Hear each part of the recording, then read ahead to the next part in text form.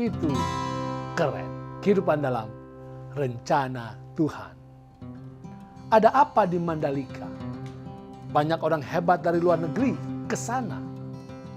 Ternyata karena pada tanggal 20 Maret tahun 2022 ini akan diselenggarakan balapan motor Grand Prix di sirkuit Mandalika. Itu adalah ajang yang bernama Pertamina Grand Prix Indonesia. Dan para pebalap motor yang tercepat di dunia akan tampil. Ada 12 tim, 6 pabrikan motor, dan 24 pebalap yang akan meluncur. Manakah yang terbaik? Manakah yang tercepat? Manakah yang akan menjadi juara? Yang menggunakan motor Aprilia, Ducati, Honda, KTM, Suzuki, ataukah Yamaha? Saudara, kita sedang dalam suatu sirkuit kehidupan. Kita semua meluncur untuk meraih kebahagiaan. Setiap orang menempuhnya dengan cara yang berbeda-beda. Sebagian orang mengandalkan kecerdasannya, pendidikan tingginya untuk meluncur sukses dan bahagia. Sebagian orang membanggakan harta kekayaannya untuk meluncur hidup sukses dan bahagia. Sebagian orang dengan menggunakan kekuatannya, seperti Mike Tyson misalnya. Sebagian orang mengandalkan backingannya, orang besar, untuk membawa dia meluncur dalam kehidupan. Sedihnya, sebagian orang menggunakan penyembahan berhala, bahkan penyembahan iblis. Dan lebih menyedihkan lagi, sebagian orang menggunakan kejahatan untuk dia meluncur di dalam kehidupan. Perhatikan saudara, sirkuit kehidupan kita ini sangat sukar dan berat. Itu menuntut kecepatan, kekuatan yang sangat besar. Apapun kemampuan dan kehebatan kita, itu tidak akan bisa membuat kita bahagia. Ini selalu terbukti dalam kehidupan setiap orang, apalagi di dalam kehidupan orang-orang terkenal. Kekuatan apapun di semesta ini tidak akan ada yang mampu untuk membawa kita meluncur lancar menuju kebahagiaan dan keberhasilan. Keadaan kita dan segala pendukung kita hanya akan membuat kita semakin meluncur kepada kehancuran. Apakah ada harapan?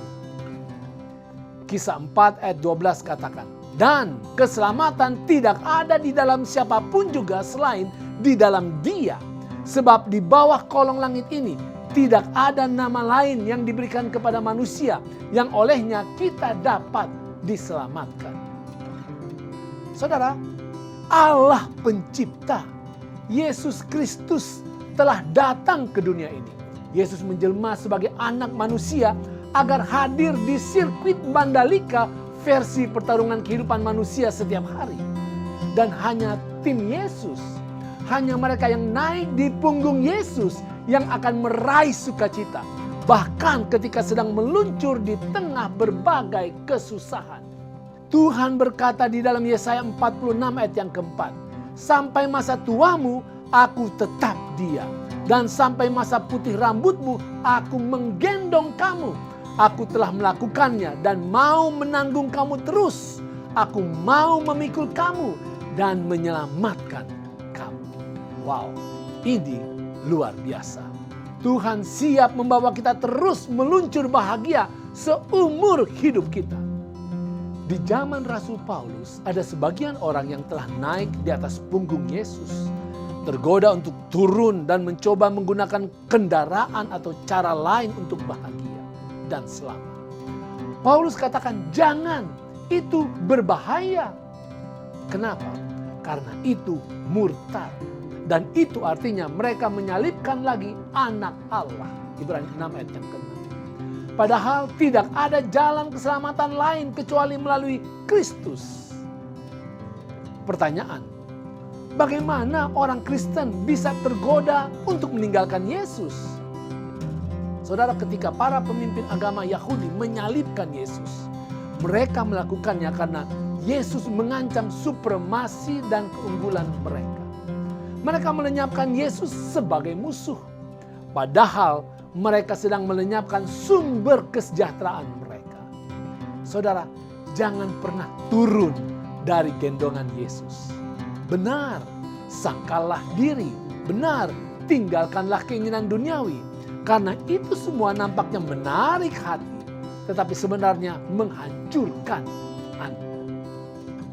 Percayalah, di sirkuit kehidupan yang penuh tantangan ini, hanya dengan tim Yesus kita akan hidup bahagia. Hanya dengan terus meluncur bersama Yesus, kita akan berhasil dan sejahtera yang sejati. Itu